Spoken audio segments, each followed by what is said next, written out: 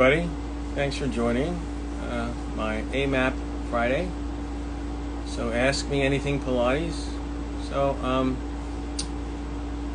going to talk just a little bit, but today, hi Integral. Today I am talking about the neutral spine. I'm going to wait a little bit. Eugenia, Francisco, hello. We're gonna, it's something that has been integrated into Pilates after Joe and even after Romana, pretty much. But we'll talk about it. I'm just gonna wait a little bit longer to see who's gonna show up. And there's Elaine. Hi, Elaine. Thanks for joining. Okay, so basically, the neutral spine. What does that mean? What is neutral? So, the first issue with the neutral spine, is that everybody's neutral is different, right? So there is no standard. There's, oh, I'm sorry you can't stay, but you can watch the recording later. So thanks for jumping in and saying hi. There is no standard that you can that is available, right? Because everybody's hereditary, postural, skeletal manifestation is different, and everybody's habituated movement patterning for stability and mobility is different, right? Depending on everybody's history and everything else, right? So there is no one standard you can compare by. And the problem with trying to teach in neutral is that we don't live life in neutral, right? So to live and to do things, it's funny, Elaine was on just a second ago, and I always loved her analogy is that, so you teach somebody in neutral for an hour or 45 minutes, 50 minutes, whatever your session is. They finish, right? And you've kept them in neutral. You haven't let them flex or extend or do anything like that. And then they finish, and what do? They walk over, sit on the bench, and bend over to tie their shoe, which is total flexion. So life is full of flexion. There is extension and again, side bending and rotation. We have all those things, and that's what a normal spine does. And so when we look at how that works, it's important that we understand that, because trying to stay neutral, all the time is not how Pilates works. Pilates works you in flexion, extension, side bending, rotation, and then combinations, right? So it's that understanding of how to put your body in a place where does it live, and maybe that's what you want to call neutral, but where does that body want to live, and where is it the least stressful and the least amount of issues? Now we also in Pilates, what do? The apparatus is square, and we try to get people close to that balance, right? But I always like to say, one of my terms that I use quite often in teaching is that balance is a fallacy, right? Because if you're right or left-handed, you're imbalanced, and you're never going to be balanced. So balance really is not something that we can achieve ever. I don't think we can achieve a relative balance, and that's important because that's what Pilates does. Pilates helps everybody find their relative balance in relationship to the life that we spend our daily time in, right? And, in gravity, right? That's where we always are. So gravity always is doing something.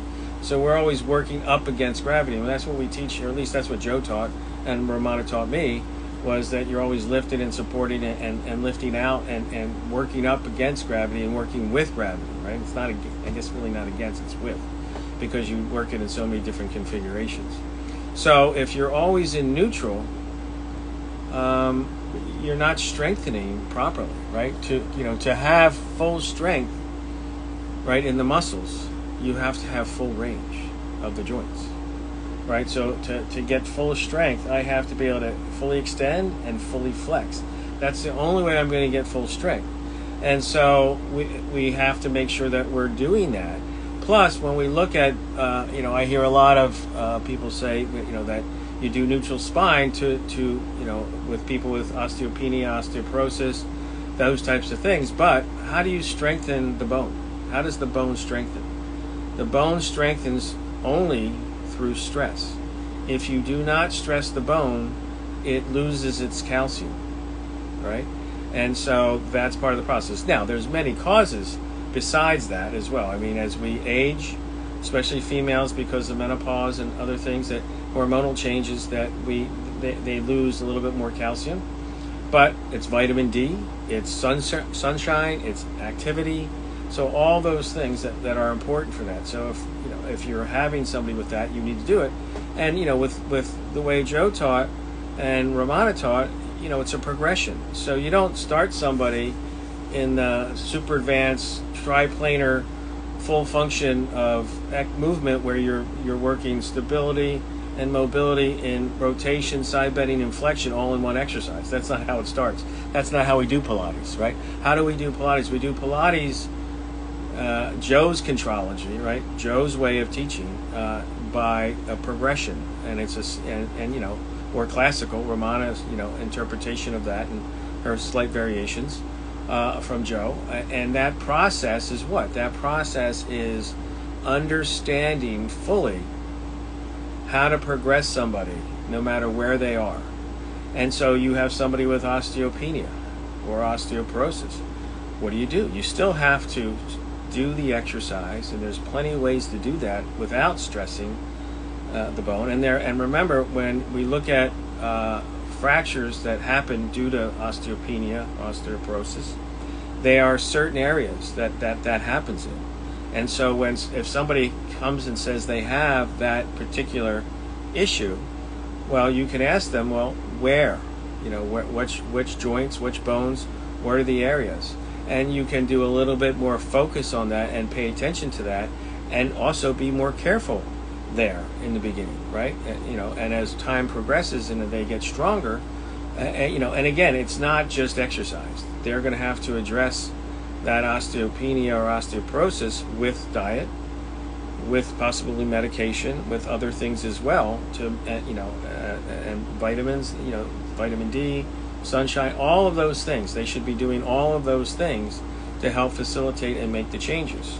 And if they're not willing, well, then it's probably not going to work. It's probably not going to happen where you're going to see that process happening. So what we have to do is we have to be able to start to train somebody and progress them through the system.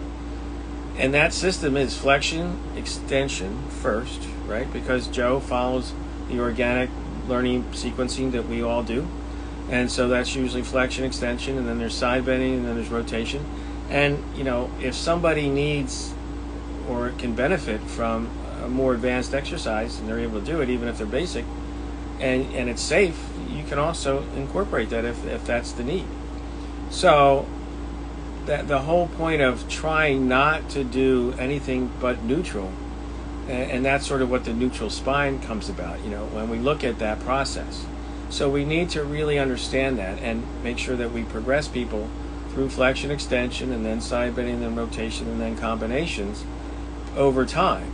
And when I say time, what are we talking about? We're not talking 2 or 3 weeks. We're talking months to years. But it's Joe's philosophy is, if you follow his system and you do his work, you'll be able to do at 80 what you were able to do at 20. And a lot of people in their 80s can't do what they were able to do it in their 20s, and for many different reasons. But if that was his philosophy, so that's what, when we look at what are we trying to do with the system and the exercises, that's what we have to do. And we, people need to understand that this is not something that just happens overnight. It's a progression, and the body can change. You're plastic to the end, right? And that means that you can change into the end, but you can change for the worse, or you can change for the better. And a lot of times, what are the people we see? We see the people who come in who have been doing work, stress, emotion, injury, processes within their nervous system, and they've accommodated and habituated to those issues over a long period of time, and they have gone, in a way that is detrimental to a lot of things for health. And and movement is a foundation of that, right? Because when you exercise, you get all the body systems functioning and working together, pretty much, right? And organizing themselves and habituating themselves in the way that we're designed, right? We've evolved over, hundreds of thousands of years to do what? To work a certain way, and our bodies work a certain way. And it's only in the last couple hundred that our environmental stresses have changed, in the sense that we are all now sitting, and your clients are all now sitting for the majority of the hours of the day. And so that's part of the process as well, okay? But, if you think about it, if somebody's sitting, when we look at the poor sitting postures of flexion, and then we look at what Mr. Pilates does in flexion, we don't usually take the body into those extremes. We still go into flexion, but not to the extremes, and not to the stress that most people do when they sit with really bad posture. And, another term that I like to use often is that, there's only one thing that makes a posture bad, right? And you can quote me on this. And that's time. That's the only thing. Because look, I can sit, I can do anything. I'm designed to move. We are all designed to do all kinds of things with our body. But when we sit in a poor posture for 10 hours a day, that we're not designed for. That is not something the body's designed for. So we have to be able to change that. And when you look at what Mr. Pilates does, when you do the workout the way he's designed it to do, by doing all the different functions of flexion, extension, side bending, rotation, and combinations, when you get done your workout, you've reset the nervous system for your personal neutral, right? And that's not just the spine, that's everything. That's, all the joints have moved in their full range, and, and they find balance that way. I mean, how do we find, who taught you balance? Nobody teaches you balance. You find it by movement, right? As an infant, baby, infant, toddler, adolescent, there's a process and a progression, and it takes a long time. So, that balance doesn't come automatically. Balance is something that's learned and controlled. And what are we teaching? We're teaching contrology. So we're teaching people how to control again. So that's my take on, a neutral spine. And if you look at a lot of the research that was done for that, McGill up in Canada, he took pig spines. Well, they're much different than human spines. Similar, but much different. How does that spine live in gravity? How does our spine live in gravity? That alone. But you put it in a machine, and you make the machine do this to the spine, and eventually it's going to do what? It's going to break. Well, almost anything, if you put it in a machine and make it do like this, piece of metal, whatever it is, over time it's going to break, right? So that's what happens. So when that happens, what does that mean? Well, yeah, enough stress will break almost anything. But what's the difference between a dead spine that's been dissected out, right, and put in a machine and done like this over and over again, compared to a live spine? The biggest difference is we don't do this like this all day long, right? Matter of fact, we sit more than we do that. But what the other difference is, even if you injure yourself, what does the body do? Every night, what does the body do? It heals itself. It works to heal itself. It works to put things back and find, if you can call it homeostasis, which is neutral, or which is whatever, however you want to organize yourself to think about that, right? And your, how you want to think about things. But basically, it's homeostasis. It's a balance. It's a neutral. You're neutral. But when you do those things, what's the difference, right? The difference is every night you get to heal. When you have a inert tissue and you just do that, it's going to break down, and it doesn't ever heal. So there's a big component there as well. And sure, if you're a football player, and you're going to, bang into somebody, it's probably better to be in a neutral position. I'm not going to disagree with that. It's going to be better on the disc and everything else. And if you're going to sit, right, for 10 hours a day, I don't want to sit like this. I do want to sit better. I want to sit where there's the least amount of stress.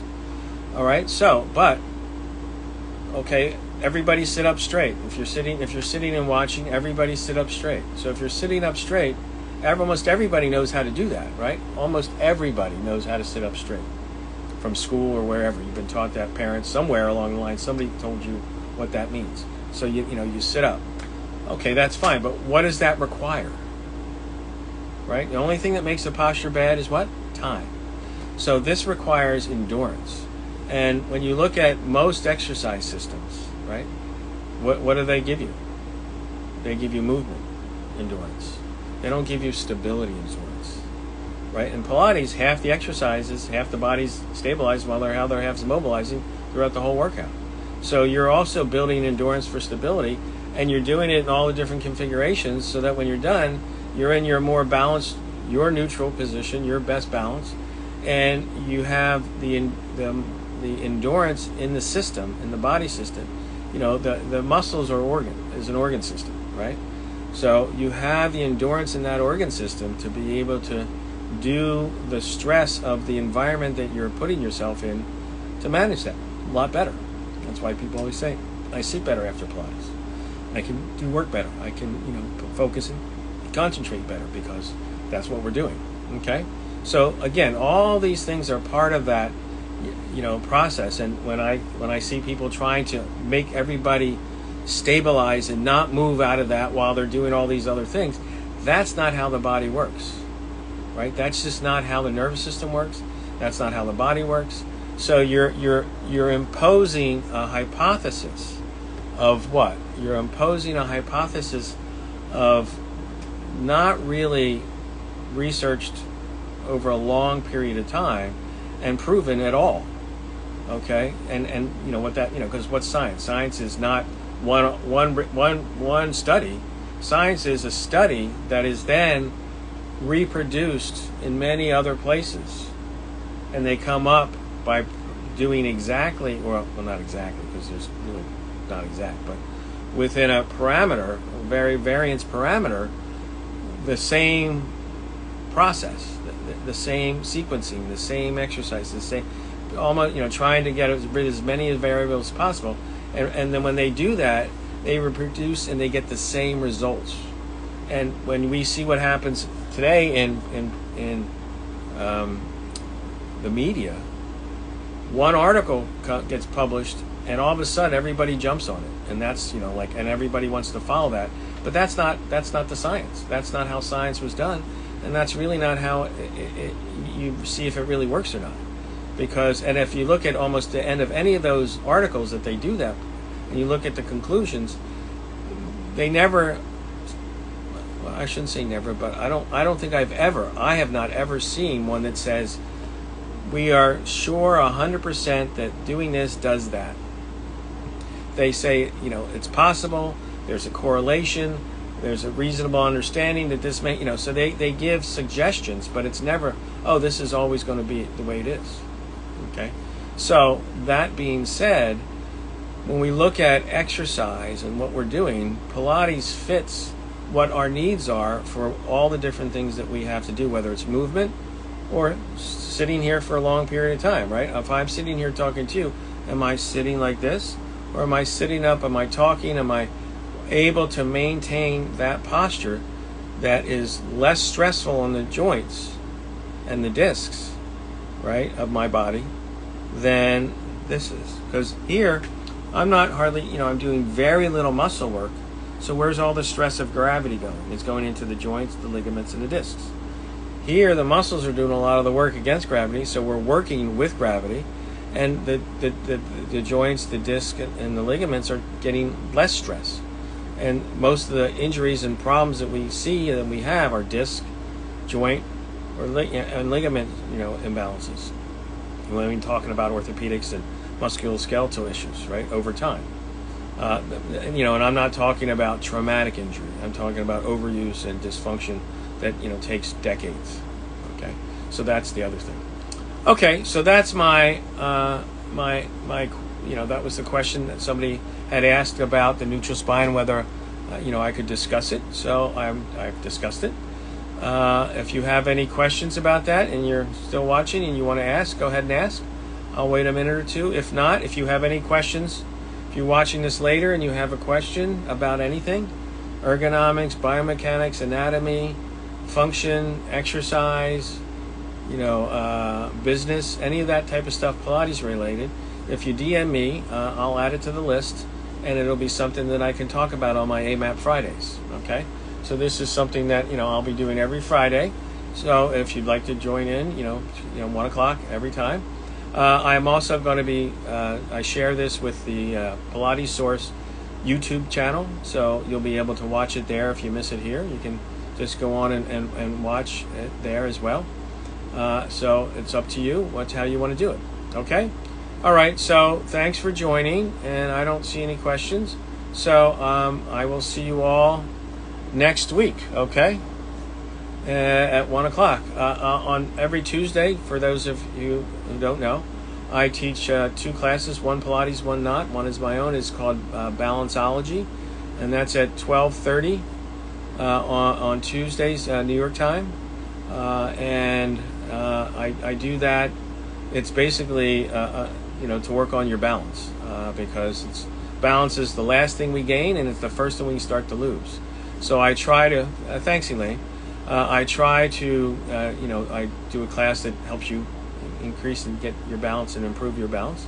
And then at 1 o'clock, I teach the resistor. You don't need a resistor to do it. It's basically arm springs and leg springs, Joe's arms and leg springs.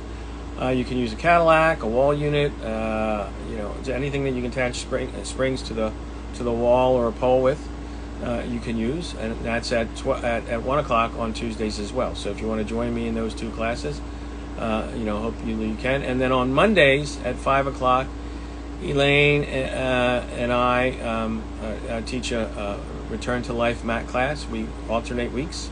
So if you'd like to join with that, you can do that as well. And if you're interested in any of that, you can go to my Linktree page, which is Linktree/Sean_Gallagher, and you'll be able to sign up for those as well. All right. So thanks for joining, and we'll see you next week. All right. Bye, everybody.